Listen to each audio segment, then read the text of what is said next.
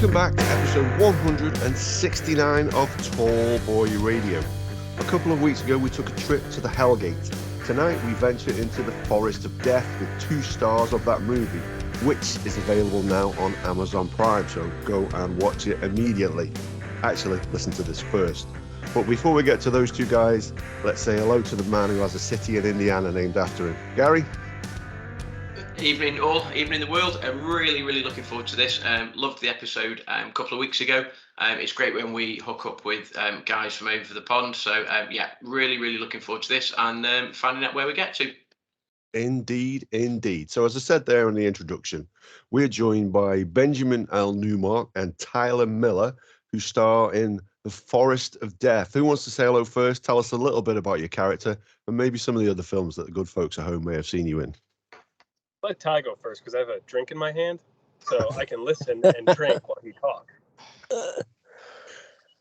All right. So my name's Tyler Miller. As he's already mentioned, I play Tom in The Forest of Death, and I guess a few other things that I've done. I was in Bloodline on Netflix. I don't know if you're familiar with this. Probably about 3 years ago now. And then I've also done, I'm fairly new into the industry, but I've also done in the Baywatch. That was my first, Baywatch. It was actually filmed locally, so I got a great opportunity. And then, my most recent opportunity was with Forest of Death, and I've also done another movie with DBS, which was The Murder House, which is probably the most recent one besides Forest of Death. And I'm telling you, these 2, Brendan and Kellen, phenomenal. We'll talk about it more, but it's just huge eye opener as far as like where I want to be as an actor, and my growth went from here to here just in like these 2 films, and it's been incredible. That's cool. I have to say, I've watched Forest of Death, and it is a really professionally produced film. It's fantastic. I think the cinematography is particularly strong. And one of the other characters in that is a gentleman by the name of Roger, who is a real character in that movie, and that's played by Benjamin. Yes, that was, I've been doing this 21 years, and I've become so used to people either ignoring everything I do or just crapping all over it. This is a very weird time to just be getting all positive reviews, and not just of the movie, but of a performance I did.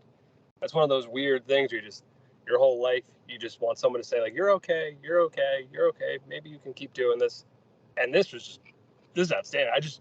I just checked the IMDb ranking for the movie. It's almost at 100 votes, and it's holding it at 9.3. Yeah, I saw that. I was one of those guys who voted. I thought, having watched it would be the decent thing to do for you guys. So I appreciate that. No, my pleasure. So I think it's cool that someone in the UK watched the movie. Yeah. I've never been international before. There you go. Well, you will be tonight, because this podcast, thankfully, is picked up in 53 countries. So, nice. And I'm glad it's also from the United Kingdom, so my mother-in-law will understand it. She's from England. Nice, she could have something in her language. Yeah. Well, we had Bridget on and we had Emily on, who you're doing a film with soon. And they seem to think we have an accent, which I couldn't quite get my head around, because I was convinced it was them that did. Oh, I hear the accent 100%, but I'm sure you hear my voice and you're trying to figure out which part of the United States I'm from. Like, is he the tree hugger? Or is he the gun toter? Which part of the country is he from? Well, Roger definitely would be the gun toter in that movie, wouldn't he? So do you want to tell us a little bit then about your characters? Do you want to go first, Benjamin? Tell us a little bit about Roger, because he's an interesting one. Yeah, so Roger is, the basis for him was to be the trope character. If you've seen the Friday the 13th movies, there's always that one character that for no real reason just explains the entire story to everybody. So that's what Roger was initially supposed to be, was just the crazy guy that tells a story. But working with Brendan and Kellen through pre-production, they're very open to different ideas and interpretations, and they give you a lot of room to play and a lot of freedom.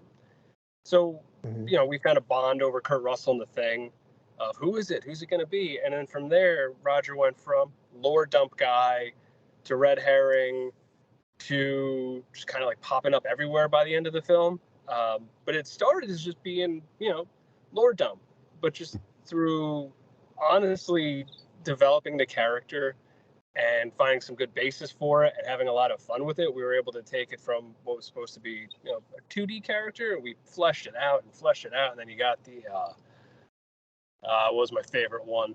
The cantankerous redneck that's somewhere between a cross of Pauly Shore and Bradley Cooper. Yeah, I read that. I saw I like that. being compared to Pauly Shore. That's pretty cool.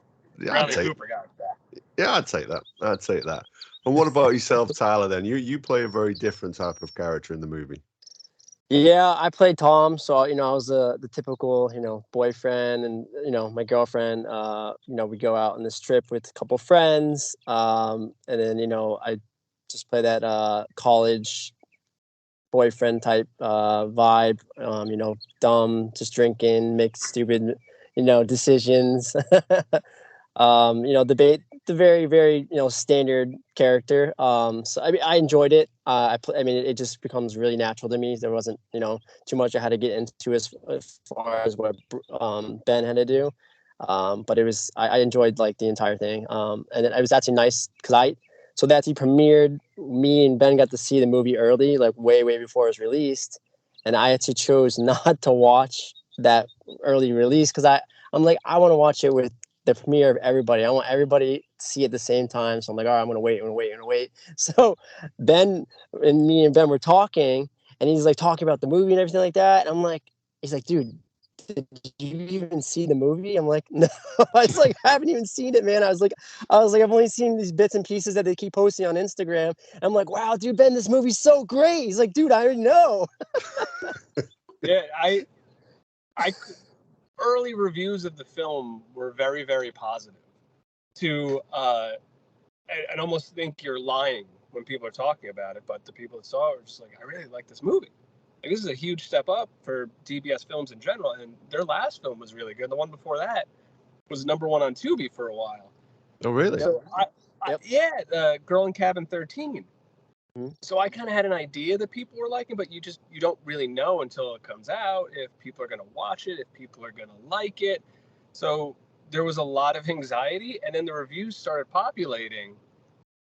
And there's obviously a couple in there that have their opinions that they're not big fans.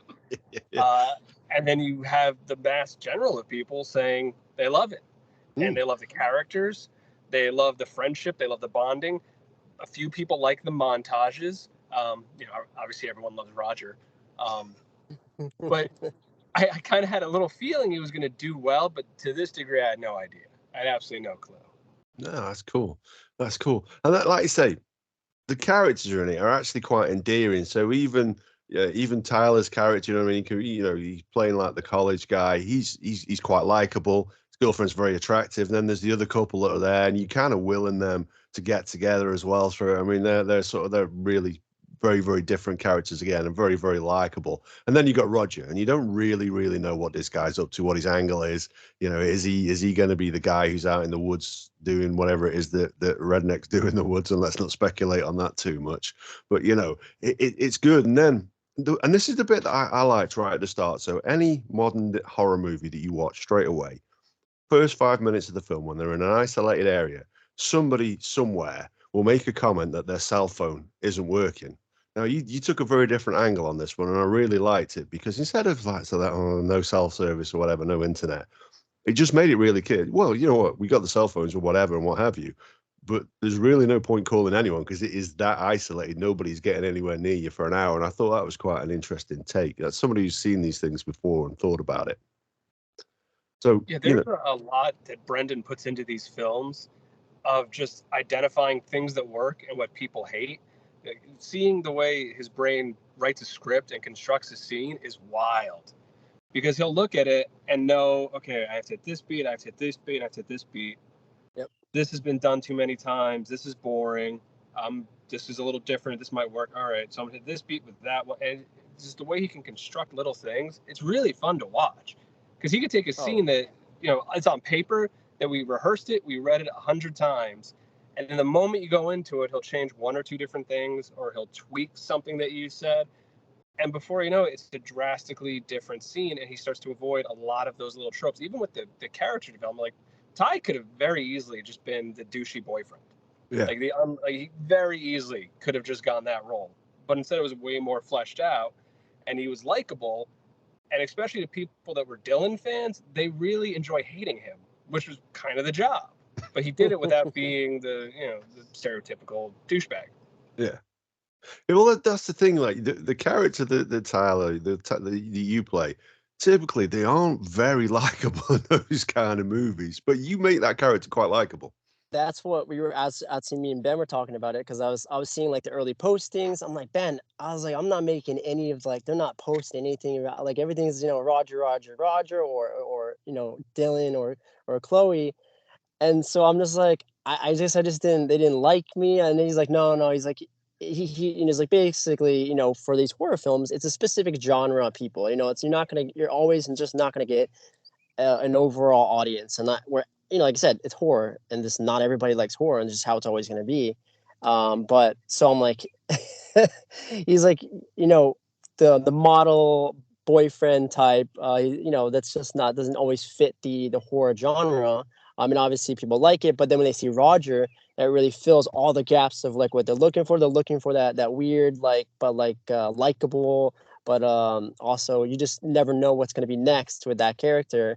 So it was really, really awesome working with Brendan and Kellen, because I worked on the film before it, and we were I had an amazing opportunity on the time before it. And so when I got cast for this one, for the Forest of Death, which is literally the movie after, I was like, wow. I was like, I don't know what to say, because I was like, this opportunity is amazing, and how I get to like work with these actors and the producer, and Dylan and Kellen, and then make a different character for each movie. And then, like you said, they're always open to interpretation. So like, we have the lines and we go through it, and then, but we go back and forth, and like, oh, wow, this is so much better doing it this way. I didn't think about that way. And so that's why, like, when we're doing it, and because I've worked with other directors, and like, nope, this is how it is. If you don't like it, then just go find another film. This is it. And it is what it is sometimes, but Kellen and Brendan have been really, really, really, I mean, they got it. They got a specific niche, and I don't think anybody's doing what they're doing right now. And their goal, I think, now is what, 4 movies in a year? The biggest goal they want to do is, their motto is, we make films for our fans with our fans. So Right. Again, like, they know the tropes, they know what people want, because they're very active in that community and with their Discord channel. Yep. And they took that a step further by, hey, people that are really passionate and really dedicated and really love this genre, and they're really into what we do, we should do more with them. So Yep. Now their goal is to put their fans in their films. And the goal for this year is to do 50 roles over the course of 4 or 5 films, all in their movies. And those roles that haven't really been written yet, but they will start casting soon, they started auditioning for. And the first auditions all go to the superfan. And in Forest of Death, the character of Officer Hawk, he was a fan. They had the role that they set aside for a superfan. And they auditioned everyone in their Discord who wanted to be a part of it. And he won that role. And he crushed it to the point you would not know this man is not a trained actor. He's a fan, because he's so good. And not only is he that good, in their next film, he's in that. And the film after that, which is already shot, he plays Officer Hawk again. Well, that's cool. Yeah, that is cool. That is cool, isn't he? Yeah. To be honest with you, he is convincing. I did wonder actually whether he was just like a regular cop or something that they'd cast. No, fan, huge fan. It's so funny. The day they brought him in, I didn't know. So like, they brought him in, and I thought, I was like, okay, they just cast another guy, whatever. And then he's doing it, and then I'm like, oh, he's pretty good. And then that you get to talking like personally. He's like, dude, this is my first time. I'm not even an actor. I'm like, what? Yeah. Wow. I was like, that's incredible. And I didn't even know that they were doing this whole casting fans thing, because it's fairly new for their films. But it's like such a great opportunity that no one else is doing. Yeah, and it's working. Like, I'll, not to give away spoilers, but there is a Roger film that's already shot that's coming out later this year and 8 roles in that film were fan casted. And I was on set every single day of filming, whether it was my day to shoot or not, just to be a part of it and to watch what they can do. And there is that quality that Brendan and Kellen bring to a set of making you relax and making you comfortable and allowing you to be great. So people that don't do this professionally and it's their first time, they're getting them through it and they're giving great performances. And not only doing great performances, they also did a makeup contest. So the makeup girls on the last film were fan casted, and heads up, it's amazing. It's mind blowing. Oh yeah, I saw the behind the scenes. Yeah, they're TikTok. They post way too much on there, but it gives you a lot. It gets you excited for what's coming, but then it's like, oh, that's so cool. How many months away? That is a unique take. That is a real unique take, isn't it, Gaza? Yeah, I don't know whether or not it's something that I'm sort of aware of, really. I mean, obviously, you're saying that it's becoming quite popular, but you maybe have heard of sort of 1 or 2 occasions where sort of fans, they've got sort of little sort of cameos, but to have that number of fans effectively being cast in the film, I mean, that sounds pretty cool, because what will happen is then obviously the popularity just then perpetuates and the fans are in it, so other fans realize that, hey, maybe we can get a piece of this, and they get involved as well, and it just generates that huge interest in it. Just one thing I was sort of conscious, I was going to ask you, in terms of sort of the genre, you guys are horror fans. Did you grow up watching horror? Was it something that you sort of, was that the reason that you were attracted to, or was it literally like, hey, my agent got me the gig, so I'm going to go and do it, sort of thing? Yeah, I'm a diehard fan, man. Right.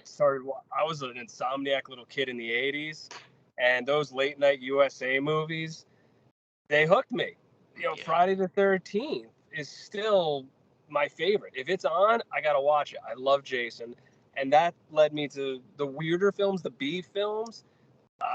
Real Killers is one, Sleepaway Camp, that whole series. And then there's a film called Bloody Murder. It's a rip-off of everything. The killer's name's Trevor Morehouse. He's about 160 pounds soaking wet, doing wind sprints with an axe. And it was that film that I watched, and I said, this is terrible, and I love it. I want to do this. This is what I want to do. Because if this counts, I'm pretty sure I can do this. And that was what got me into. I've always had this appreciation for, obviously mega budget films.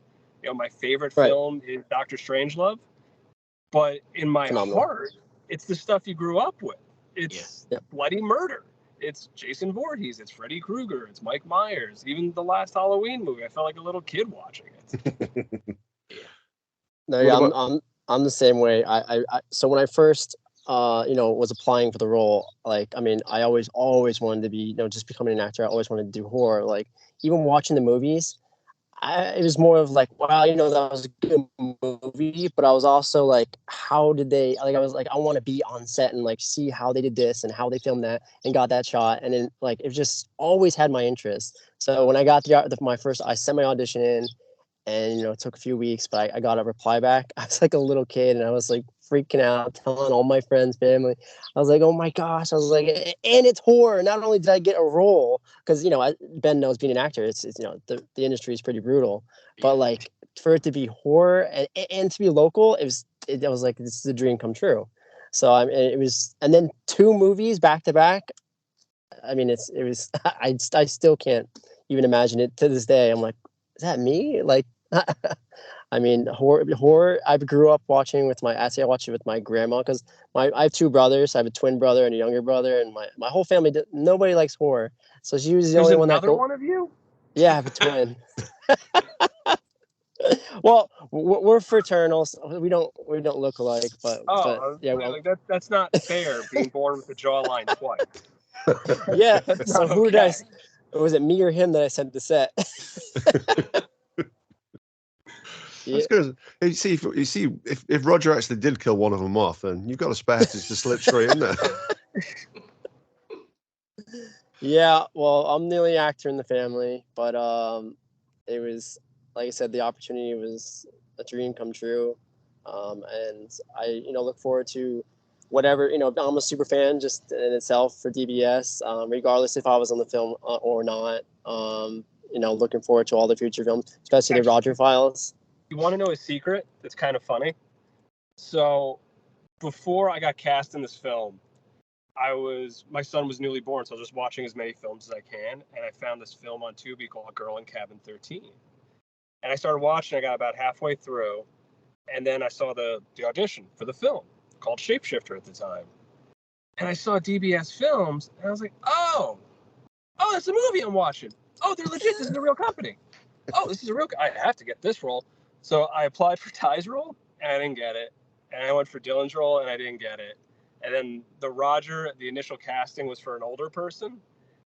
So I wrote Brendan a letter because they get back to you. They're genuinely good humans. So if you audition for them, they try to respond with something. Yep. So he responded like, hey man, good work, not the right look. And I was like, hey, can I try this Roger character? Like, I have an idea for something I want to do. And it was different than what happened on screen. But Brendan fashions, yeah, man, just go for it. And that's what got me at first. But I was a fan of Girl in Cabin 13. And when we do the table read, Chloe's the star of that film. So the first time I see her in real life is after I just watched her movie, and I loved it. And it was one of those weird moments where I've been in this industry a long time, and I've been around some A-listers, and I've been around some B and C and D-listers. But the first time I met Chloe, absolutely starstruck. Like, oh, that's the girl from Girl in Cabin 13.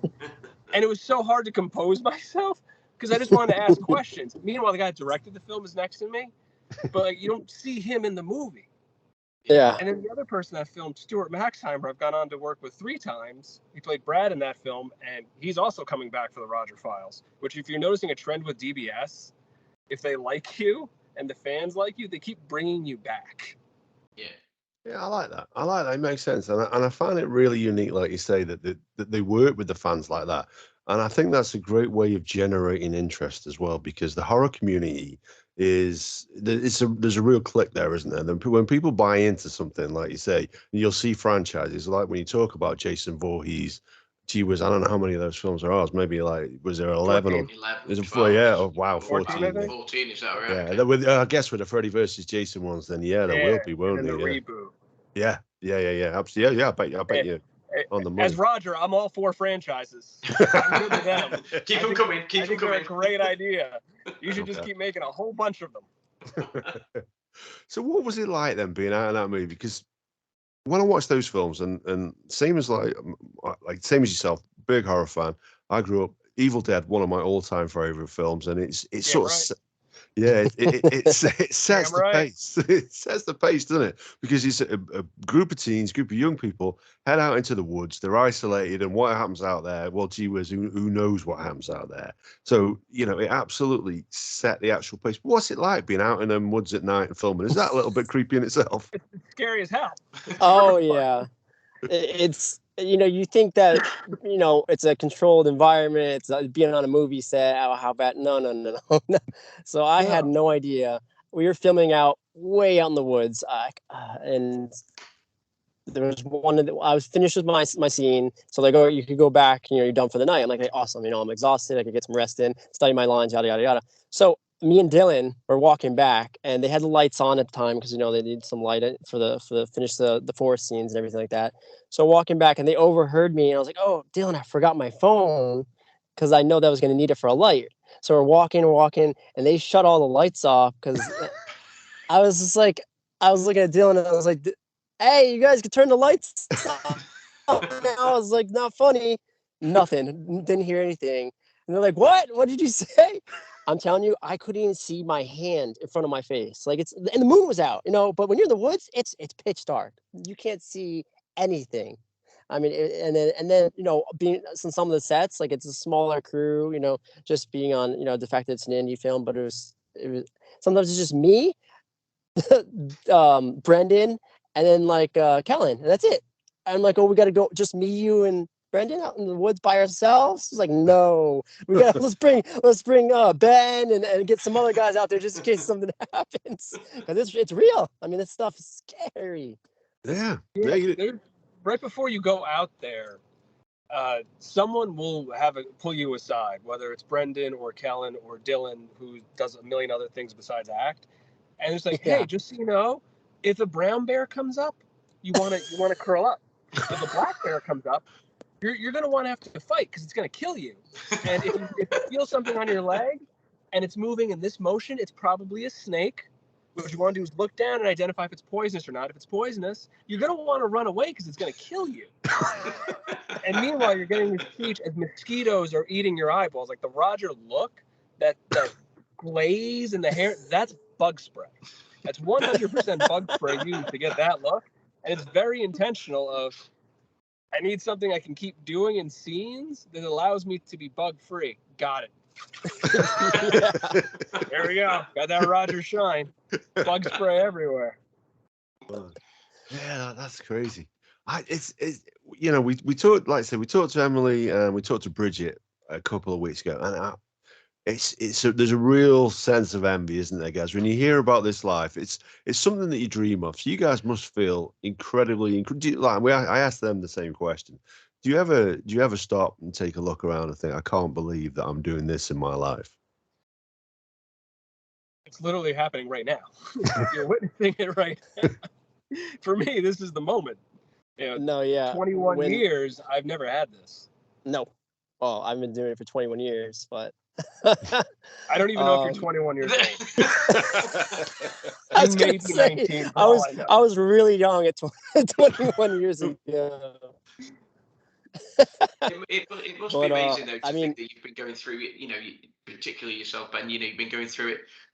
You know, for much longer than Tyler, and as you said earlier, you know, in a way to finally get that, I suppose, that recognition for people to then be seeing you in a really, really sort of positive light. Then that must give you lots of sort of, I suppose, confidence in terms of moving forward into, you know, I am doing the right thing. It is what I want to do. I can see a career for me. I can see a future for me, you know, because it must be awful. And Tyler mentioned it, you know, the industry, you know, notoriously is sort of cutthroat, and, you know, it must be incredibly, incredibly difficult to get these gigs sort of thing. So, you know, to finally hook up with something that is positive, that lots of people are liking, you know, it must give you great confidence moving forward.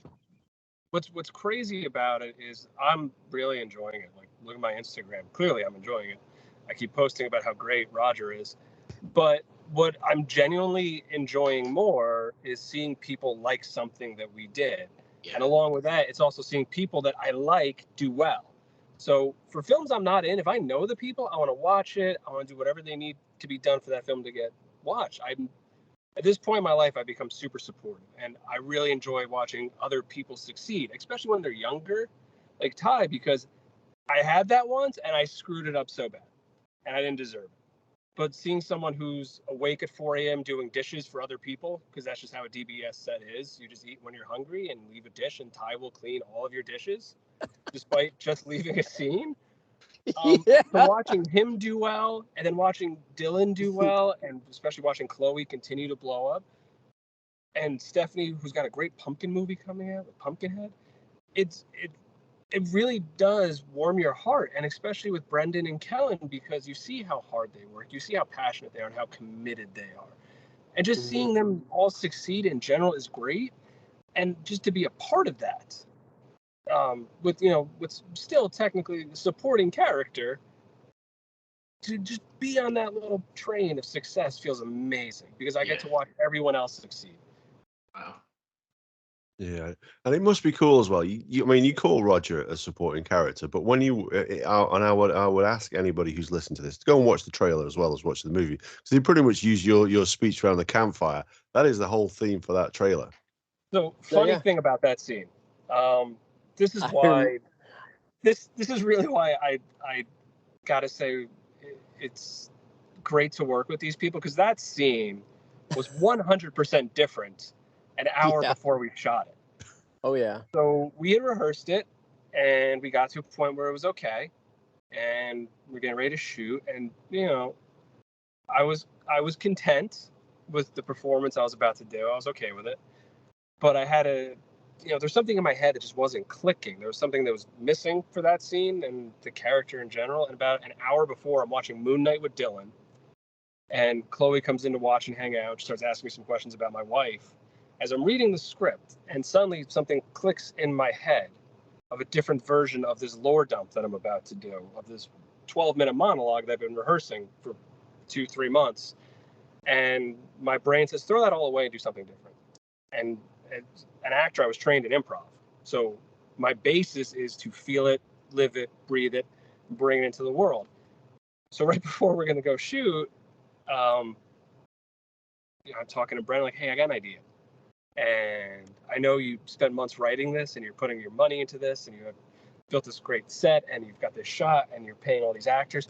But can we throw that all away and do something completely different? And in true fashion, he goes, what's the idea? And I gave him a quick little pitch of what I was going to do. And he goes, okay, that sounds great. Let's do it. So that scene ended up being mostly improvised, just knowing the little beats to hit. And the whole way that scene works is it's a long, rambling scene. And when you're an actor being in those scenes, you have a tendency to space out if you have one line. But everyone stayed engaged, even when the camera's not on them. You know, leading in, hitting their beats, even learning to come off the script that we threw away already and being able to get their points across. And we ended up changing the entire thing. And 4 or 5 takes, 10 to 13 minutes each time. No one flubbed a line. No one messed anything up. And it was one of those where everyone just kept passing the ball to the next person. Like, here you go, your turn to score. Here you go, your turn to score. Here you go, your turn to score. And it became fun. Like, it was just fun to do it. And then, of course, the ending joke of the Winnebago was the only scripted line. That was it. That was a good That line. was the only line that's like, this is a great line. Let's stick with this. But everything else, that whole 8 minutes. So when Ben's talking about he was doing the improv, so no one else knew. Keep in mind, we're all like on set and we all know our lines. We know the beats to hit. So he starts going because like I'm basically reacting off of like what he's doing because it's like me and him, and I'm just like, I don't remember these lines ever in the script. So I'm just like, I pulled the script up, and I'm not on camera at the time. Did he tell anyone what I was? No, nobody knew. I didn't know that part. Nobody knew. So I pull the script out and like I grab it because, like I said, I'm not on camera at the time. So I'm like going through this. I'm like, I didn't even see any of these lines on the screen. I'm like, what's going on? I'm like, I don't know where to like butt in. Where do I do my line now? But like he said, like it was so cool how like then I'm like, all right, I guess we're improvising it just like him. And we had our lines and then we made it work at like where we thought it was appropriate, and it works beautifully. And it was so cool how like I was like, this is awesome. And this is one of the main reasons I became an actor is like because of moments like this. Yeah. Obviously, you memorize your lines and then you basically get the general idea of it. But then the fact that Brandon allows us to do this because there was many other opportunities throughout the entire movie that we were able to do stuff like this. And it makes everything smooth so much better. I mean, I think it's just so great. And then, like you said, improv is such a huge tool as an actor. Yeah. I can't believe you didn't know. No idea, dude. And then we start doing it. You did it again, and it was different. I'm like, oh god. I was like, I'm like, every single time it was like slightly different, and I'm like, oh man. Oh, this is great, but I was like, a little nervous at first because I was like, oh, I don't want to fuck up his 12-minute monologue. I had no idea. Everyone was so cool. I thought everyone was just kind of informed, like, hey, he'll get to your beat. Just be ready. Oh, that's cool. Oh, that's awesome. Oh, that is cool. Yeah, so it's a quick question then. So you just mentioned the title. One of the reasons why you got into acting.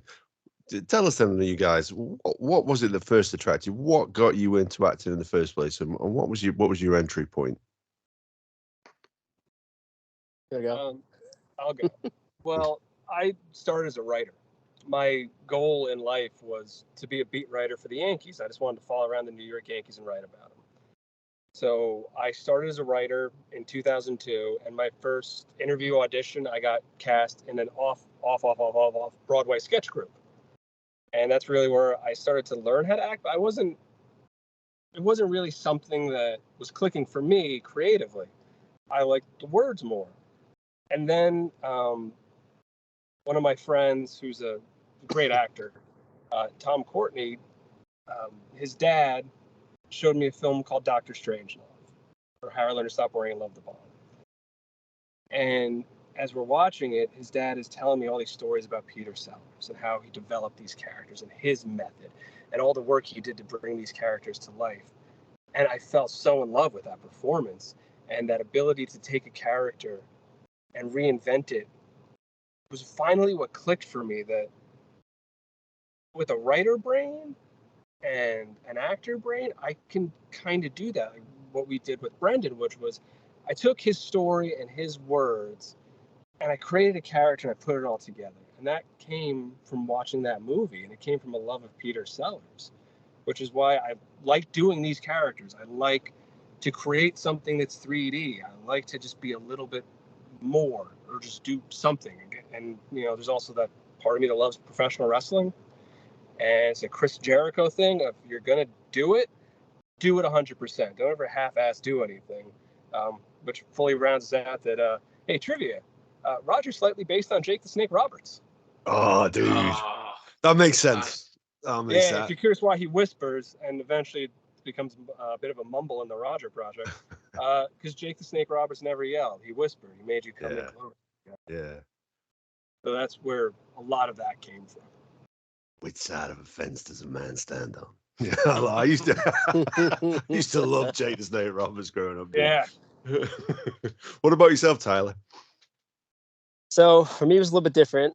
I grew up playing sports, so specifically soccer, all my life. So when I got out of, so that was my life all the way up to college, and I was actually planning to play in college. Didn't end up happening. So I was in college, and I had a lot of I was like, all right, well, what am I going to do for the next 4 years, and what am I going to do with my life? It's just like I'm out of high school, and this is it, and trying to figure out what I want to do. And I had a lot of time, my self time, basically finding myself. And I always had this interest for film and just the industry itself. And I didn't know what it was because I had never dipped into it yet. So when I was working, I was actually a barista. That was my first job. So I meet a lot of people, like a lot from everywhere. And a lot of the things that I get, comments that I get is, oh, you look like a young Tom Cruise. So I was just like, okay, and I'll take the compliment. And I wasn't an actor at the time. I was like, okay, that's definitely a compliment. So then be watching movies, and then some people I was like, oh, what did you think about the movie? Oh, the movie was great. This actor and this. But for me, when I watch a movie, it was so much more than that. I was like, I want to know how this happened and what they thought of to make this happen and what they had to go through to do this. And I was like, no one else was thinking that. And I was like, maybe the only way to do that was, to become an actor. But to start off, I had no knowledge in the industry. I didn't have an agent, didn't have headshots, didn't have anything. So obviously I went on the internet. I was like, what's the first thing I have to do? Got some headshots, found an decent agent, and then they kind of led me in the right direction, in the professional way. So I was like, all right, well, the only easiest way, because I had no experience, no acting classes, nothing. The easiest way I could do it is I knew I was going to get into modeling, because it's the easiest way for me to get into the industry. And so that's why I got the agent.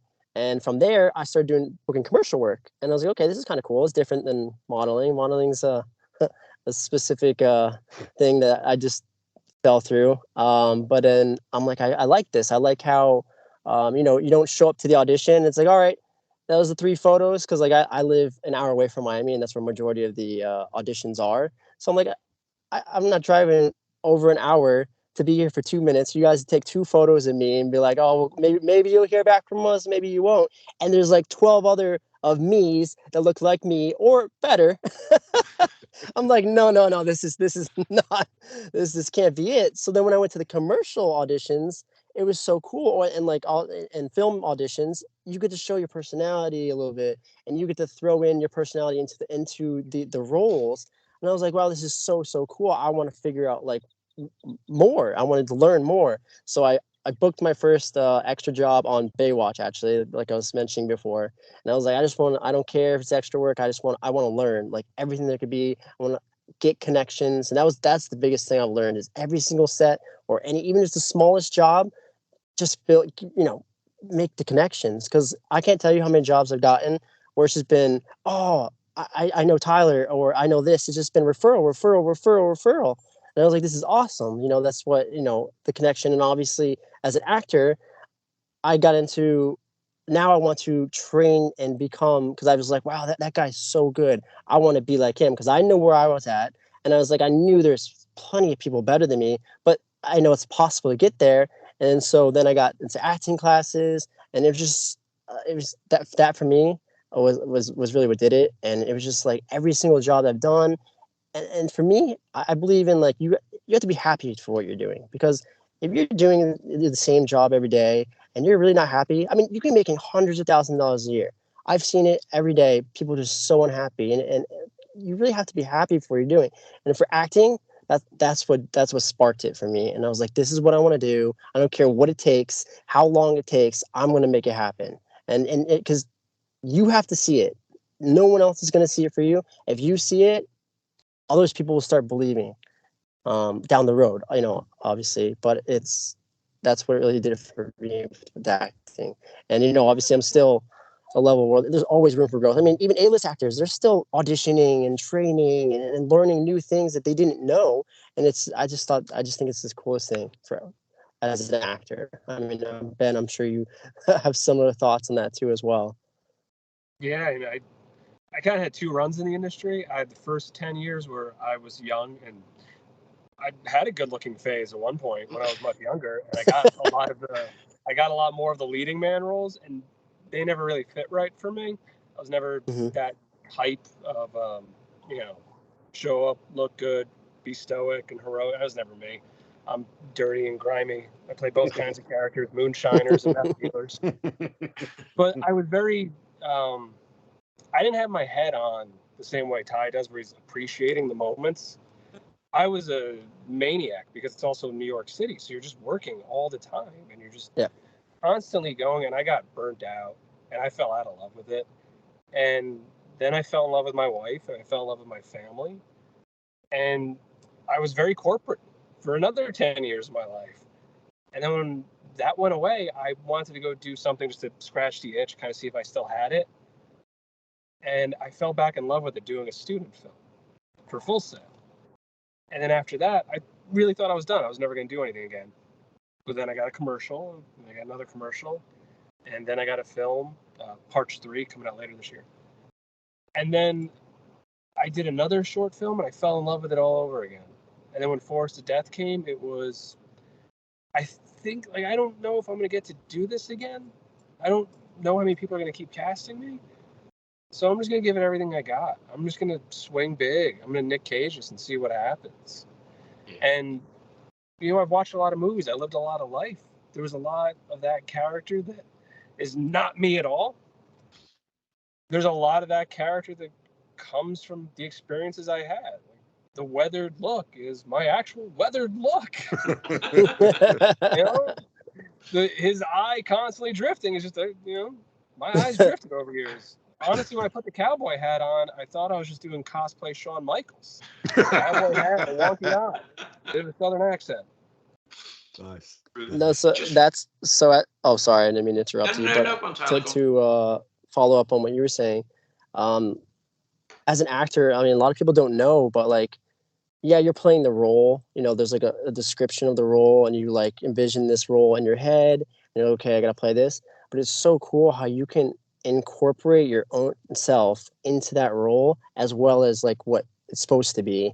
And so every role is like different, but it's still you. And like, unless you really personally know that person, you don't know it. But like, so like when I like look at these, like Tom Cruise or something like that, he's him in every single one of his roles. That's why actors, they get there's in specific genres, and they get locked into it because that's them. That's what not everybody does comedy, not everybody does action, and it's just not for them. Like you were saying, it's not.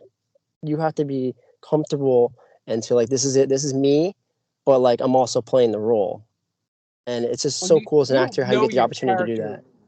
You know your character fairly well because on set we film at night because it's a night movie, so you get sleep whenever you can. And he's one of those that, like, we got 10 minutes to set up a shot. He'll sleep, dead asleep for 10 minutes, 20 minutes. And as soon as Brendan starts getting the shot together, I don't even know if there's a trigger word or if there's something, but it goes from Ty's asleep. He's unconscious. What are we doing? To Ty's awake and saying his line perfectly. What just happened? It's not one time. It's multiple times. He'll just fall asleep in the middle of the set. Time to go. And he's up and going. It's the wildest thing. Is that because there's too much partying going on though behind the scenes? Is that what happens really? To get into the Roger character, there's a process. It's a fun process, but it's still a process. Someone had to drink all those natty lights as props. I think 24 of them to be exact. So I was just going to ask Tyler, because you mentioned, you went commercials, and then you sort of modeling in commercials and so on, and it's just the process in terms of sort of casting. So how many people sort of have you been up against for this particular role? Was it written, and excuse my ignorance, sort of with you in mind? Was it something that you sort of gravitated to, and there was another 10 guys that were going for the same role as you? Just talk me through that process of sort of, when did you get your call back? When did you sort of, how did that work? I know the number. Talk about. Are you talking about for this? For this one. Yeah, for this one. For Force. So Force of Death is kind of funny. I don't know if Ben knows this one. So they had so like I said, I was in the previous movie, right? So I messaged Kellen. I was like, oh, hey, because there are some directors and producers that they don't like to reuse actors because they just like different actors for every film, and that's just their thing, and that's cool. So I was like, hey, I don't know if you guys want to have an opportunity, I'll fit into that movie. And he's like, yeah. He's like, just audition, and he's like, I'll send you the sides, and then just audition, and then I was like, okay, cool. I was like, audition just like everybody else. So I sent my audition in, right? And Kellen was like, okay, cool, I'll get back with you, a few weeks. I was like, okay, cool. They post, they're like, all right, congratulations to the final 10 people who made it to the last round of casting.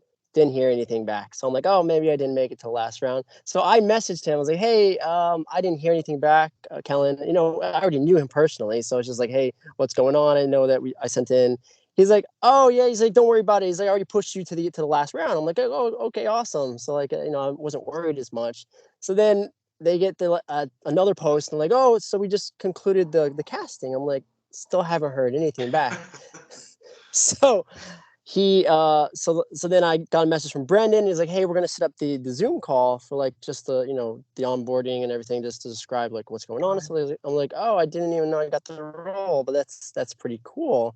I was like, thanks for letting me know. Right. So I was at work, and I was doing a Zoom call with them, and I was like, Brendan, did you get my self-tape and everything like that? He's like, what are you talking about? I was like, yeah, Kellen had me send in a self-tape and everything like that. And he said that you guys watched it and reviewed it. He's like, oh, no. You already had the role. There was no audition. I'm like, oh, wow. What? Nice. He's like, no, you weren't supposed to do the sides. I'm like, what? He's like, yeah, Kellen didn't tell you. I'm like, no, he made me do the whole audition and everything. So I didn't even know. He's like, yeah, we wrote the role for you. I'm like, what? No idea. Brilliant. Yeah, that's kind of how they operate at times. Yeah. Sometimes I think it's just to amuse themselves, where they'll keep you on the fence about some things. Like in their next film, Into the Forest, I auditioned for Roger and did not get the role of Roger. Okay. And I saw it in the script, like, oh, okay, clearly I'm playing this character. And I still sent in the audition, and I crushed it. It was great. And I got a message from Kellen. He's like, hey, we're going to go in a different direction, but don't worry, hold on.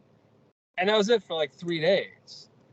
And Brent and I have been friends since we finished shooting, and I text him almost every day. I started texting him my weird idea I get every day. Whatever bad movie concept I get, I start texting it to him because he appreciates it, and he also probably has a script for it already. But I didn't know that I wasn't going to be Roger in that movie. They wanted to do something different with it, and they gave it to the actor who played Officer Hawk. So now it's my Macbeth role, where sometimes somebody else gets to be Roger. But then I get a message back from Kellen after Brent and I have been screwing around about, we should do a Roger movie. Roger just making fun of people for an hour.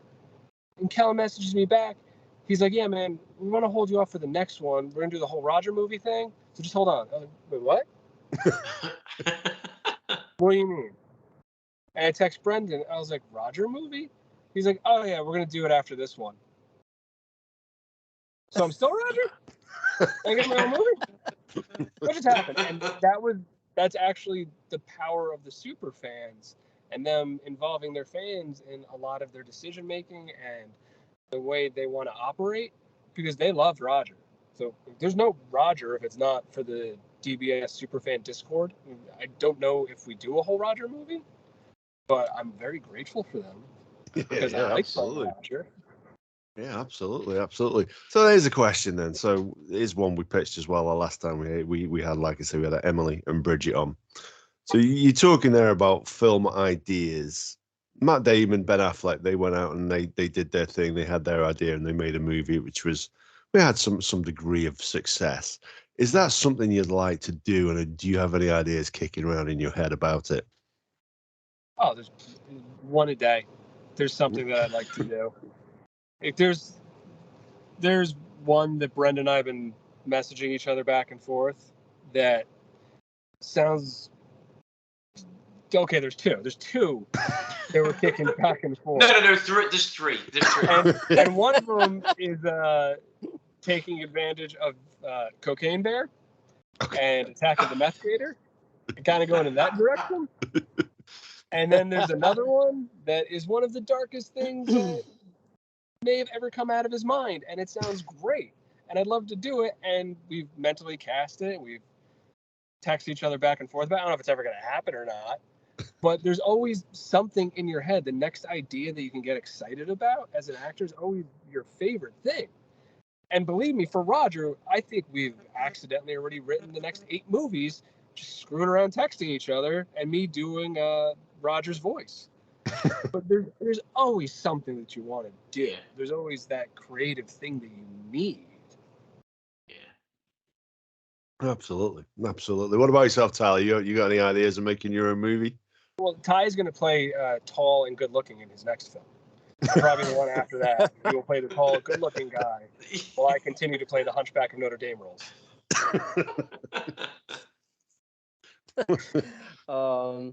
I don't know. I don't know if I'm at that point yet. Because you see a lot of these actors nowadays, they're directing, producing, and acting all in one movie. I don't know how, but I mean it's incredible. Like that, like Michael B. Jordan on Creed 3, directing, acting, and I mean incredible. I mean I mean just but like being on set and like just for everything that I got going on is like focusing on. As an actor, everything I have to like get into the role, and then to worry about the producing and directing, I could not even imagine, because there's just so much that like going on, and to be involved in all of that is absolutely it's a gift. It's a gift. It is definitely a gift. So I don't know. I mean, I think it is definitely interesting. I've had a couple opportunities that's of past people that I've worked with. They say, "Hey, do you want to come help and produce this film or short film or whatever it is?" I was like, "Yeah, I think that'd be really, really awesome." Because like as an actor, seeing like what needs to be done, but then being behind the camera is a completely different thing. One and the same, because you know what you're looking for. But it's like, wow, I was like, this still, I have to learn like what exactly, because like I said, Kellen and Brendan have the way they think is insane. I think it's great.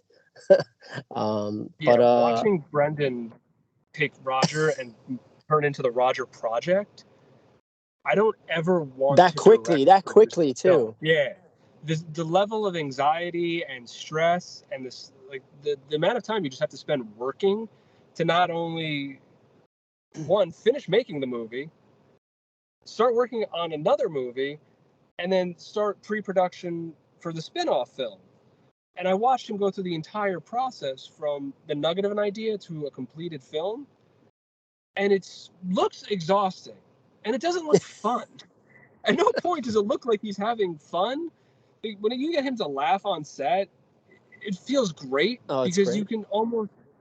You can feel his commitment. You can feel his endurance. You can feel his focus, because he doesn't break. I don't know if he sleeps. I don't know if he eats. I don't know if he takes time to sniff the flowers. I've been texting him all day. He's not enjoying any of the reviews. He's not enjoying any of this. I'm trying to soak it all in, people telling me that they love me. I'm sure Ty's doing the same. And Brendan, I know, is mentally on, how do we market this better? How do we get this to more people? Okay, I got to finish doing this film to get this release. What am I learning from this experience to not make these mistakes on the next film? What am I taking? Like, his brain is just always going, and it looks miserable. Because I'd rather create the fun character, show up to set, have beer waiting for me to get into that character, and then get to do all the creative fun stuff without having to worry about the lens or the lighting or what the hell is Kellen doing on TikTok right now? Like, I don't want to do anything. That's mad, because you would have thought, like, with the reviews you'd be getting, like I say, and I checked it out on IMDb myself, like I say, it was in 9.3 earlier today when I saw it. You would have thought the dude would be reveling in that, wouldn't you? No, not at all. And I don't know if you guys know, but like, it's when you're on set, it's not like there's a whole like professional, like there's like 20 people staring at you, or you got like 12 guys just to carry a light, and then like 4 other guys to carry a microphone. I mean, it's just Kellen and Brendan doing everything from the filming, the directing, the lighting, the audio, and then after that, they go and edit it at this like the same day. It goes and edit it, and then like, oh, it's just, I'm like, oh my gosh. It's a machine. It's watching a vehicle be produced by machines, and they do it effortlessly. Oh my gosh. And Brendan's carrying a rig that probably weighs about 85 pounds. He's directing the actors. He's the cinematographer. He's the set decorator. He's doing all these different things at the same time, and he's still just, hey man, I think if you switch these 2 lines around, or can you fit this beat in there because I got an idea for a shot. And it's like, there's so much going on, but he has the ability for each one of those things to focus in on in that particular moment, which again seems exhausting and not fun. Keep reiterating that to anyone who wants to make movies. It's not fun to be successful and good at it. It's excruciatingly hard and exhausting. So how long would it take, or did it take, in terms of sort of from the sort of first take through to sort of completion? How long were you on set? How long were you sort of how long were you sort of filming for?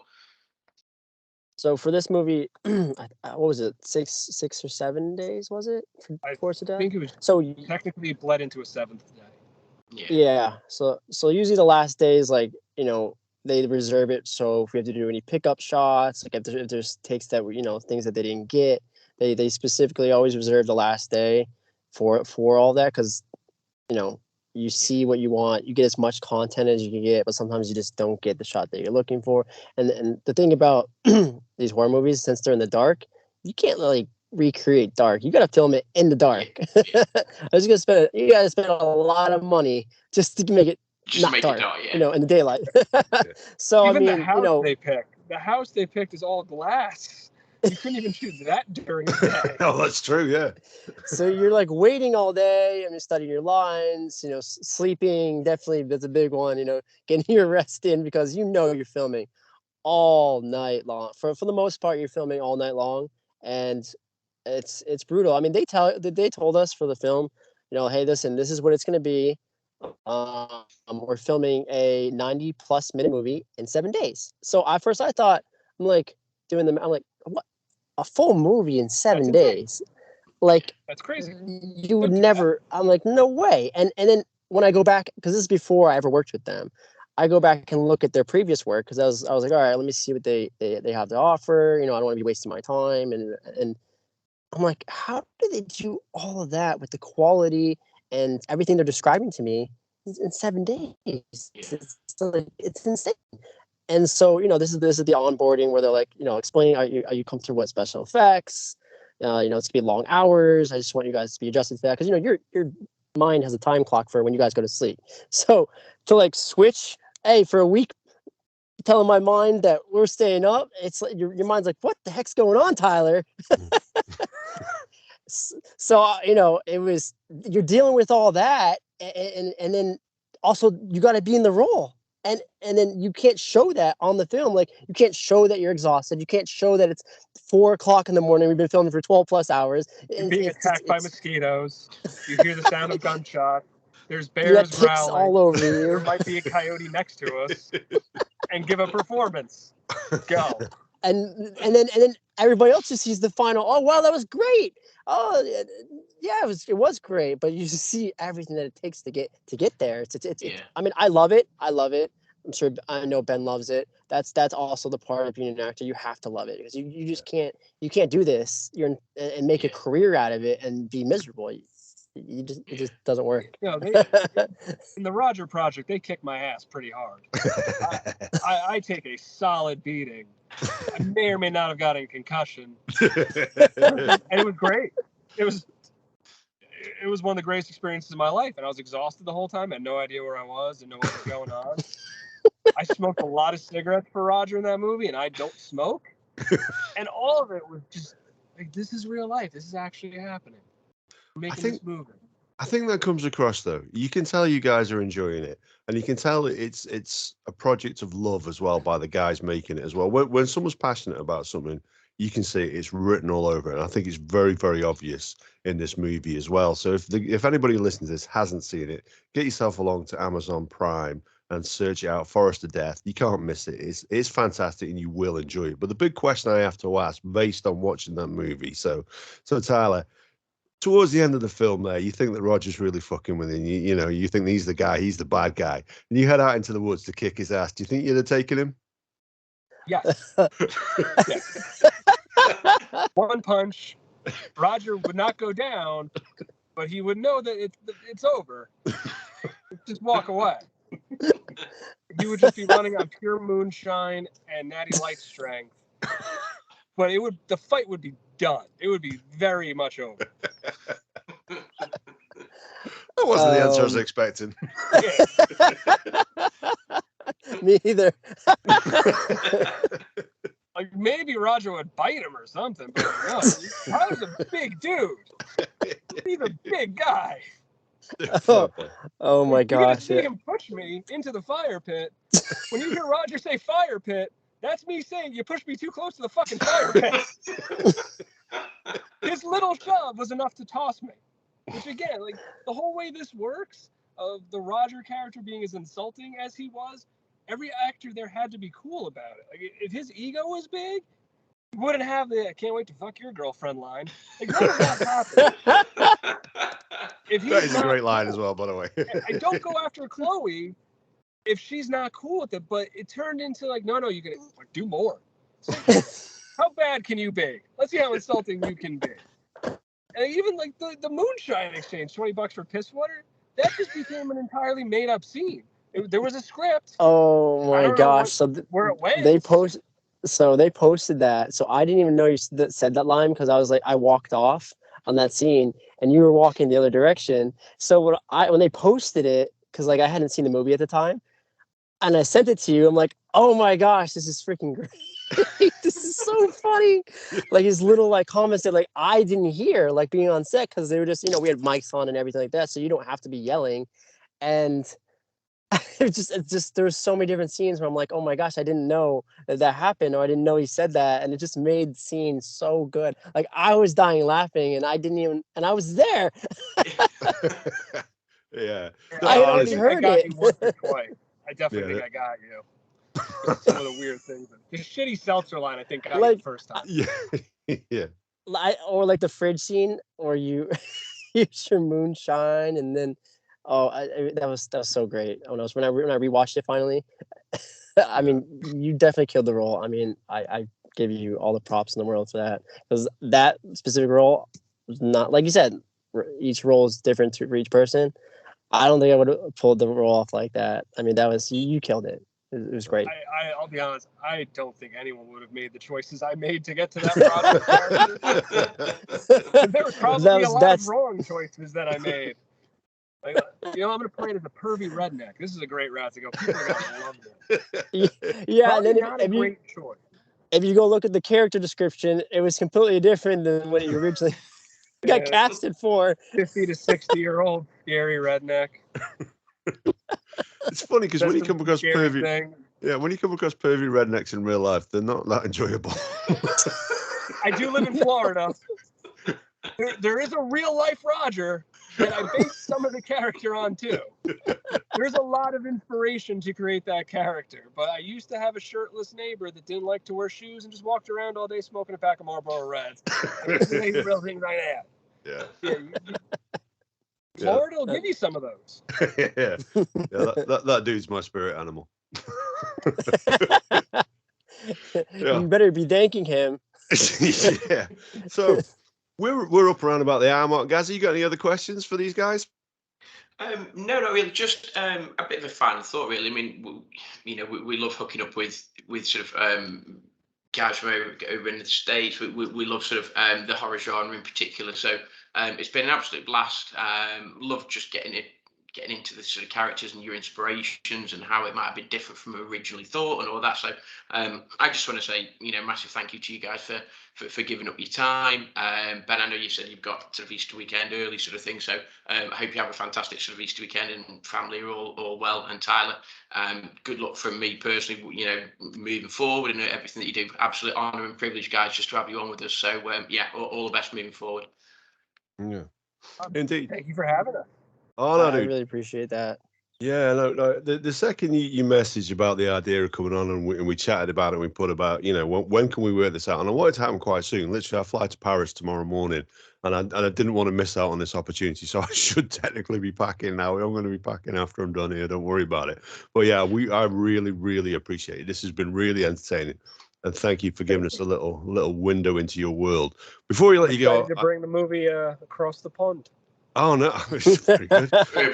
Very good. Yeah, I like it. So before I let you go, I just need to give a quick shout out to our sponsors, which are Ollie's Snacks. So if you want your olives, your nuts, your pretzels, or your chocolate-covered pretzels, head over to ollies-ollies.com. Use the promo code TallBoyRadio, all capitals, all one word, and get a 20% discount off your order. And with every order placed on their website, they donate a school meal to a child in need with the help of One Feeds Two.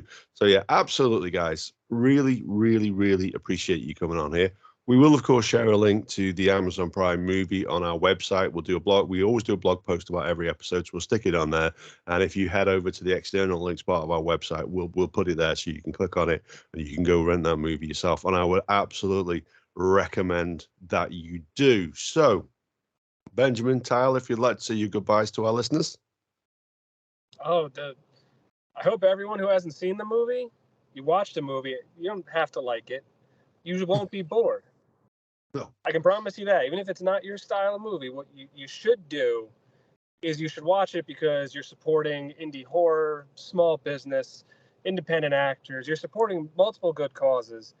And I know you could waste that money on other things. I assume in England you have Starbucks too.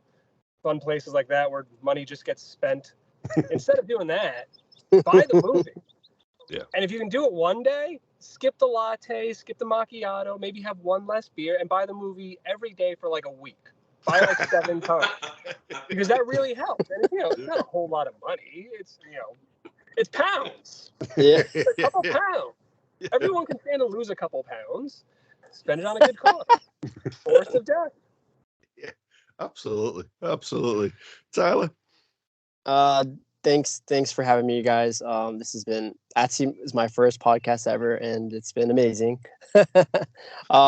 Definitely go watch the film. I especially shout out to Callan and Brendan who made this happen for all of us. And it's a great movie, and you can rent it or buy it. I don't care. But it's. Just watch Legally, it. Exactly. Whatever you yes, don't pirate it. Whatever you have to do, just watch the film. I mean, you won't be bored. You're really gonna enjoy it. It's one of my favorites for sure. I mean, I'm being biased because I was in it, but definitely go watch it. Hey man, Gazza, do you want to say goodbye? Just say echo what I said just a couple of minutes ago. Massive thank you to you guys for coming on. Wish you all the very best for what's ever happening in the future, and here's to many more Roger movies. Let's go with that. Yeah, amen. Yes. Amen. Well, I'm looking forward to Roger 10. It sounds very questionable. I am not above selling out for that character. I'll play him as much as they let me. As many times as Brendan said, can you throw the cowboy hat on? I am happy to throw that cowboy hat on. Being Roger's a lot of fun. Yeah, I can imagine. I can well imagine. Yeah. So what I would say as well, like, you know, you can go and spend your money on any film on Amazon Prime. That's entirely up to you. But keep in mind, a lot of those films are made with the idea of making a return. Sometimes films were made out of passion and out of love. And I think that is often the case in the horror genre. And for me, that's the sort of films I would much rather watch. I've watched it and I think it's fantastic. I watched it from start to finish. And I tell you what, it won't be the last time. I promise you this, I'll be watching it again. So to all you guys out there, go rent the movie. Go buy the movie, whichever you choose to do, preferably both for these guys. But thank you for listening, and we'll see you next week on Tallboy Radio.